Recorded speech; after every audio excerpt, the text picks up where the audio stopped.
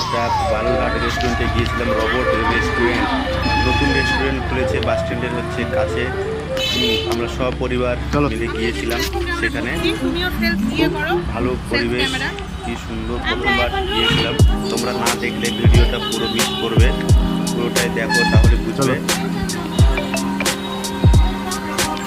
সেখানে আমরা সবাই মিলেমিশে গেলাম, যাওয়ার পরে তারপরে এখানে দেখি কি বাবা লাইটিং আছে ভিতরে রেস্টুরেন্টের মধ্যে।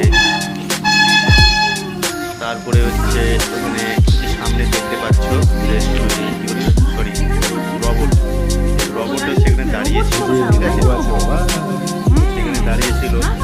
তারপরে আমাদের বেবিগুলো দেখছি প্রথমবার হয়ে গেছে দেখার পরে। ওটা কি?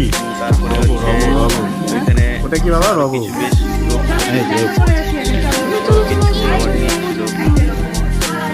আমার বেবিটা ওই রোবটকে দেখে ভয় পেয়ে গেল। তারপরে আমরা কী করলাম, মেনু কার্ড চেক করলাম কী কী আইটেমস আছে দেখলাম। দেখার পরে আমরা ডিসাইড করলাম গঙ্গারামপুর যে তুমি দেখতে পাচ্ছ সেখানে আসলে কিছুই না, তোমরা জানো না সেখানে শুধু রোবট আছে। তার সাথে সাথে একটা ট্রেন আছে, ঠিক আছে, সে ট্রেন দিয়েও খাবার পরিবেশন করা হয়। সেখানে একটা ট্রেন ছিল, ট্রেনটা কি সুন্দর দেখতে। তখন তো চালু করেনি, কিন্তু করবে আশা করি যখন লোকজন বেশি হবে আর কি। তো কি সুন্দর ট্রেনের লাইনগুলো বানিয়েছে, দেখতে খুব ভালো লাগছে। তারপরে প্লাস ট্রেনের নাম দেওয়া হয়েছে ত্রিমোহিনী গঙ্গারামপুর এরকম একটা আর কি। তারপরে ওই রোবটও আমাদের খাবার পরিবেশন করলো। করার পরে ওরা তো স্টার্ট করে দিয়েছে খেতে। যেখানে আমাদের বেবিরা আছে ওই টেবিলে আর কি, আমরা প্রতি পাশে ছিলাম।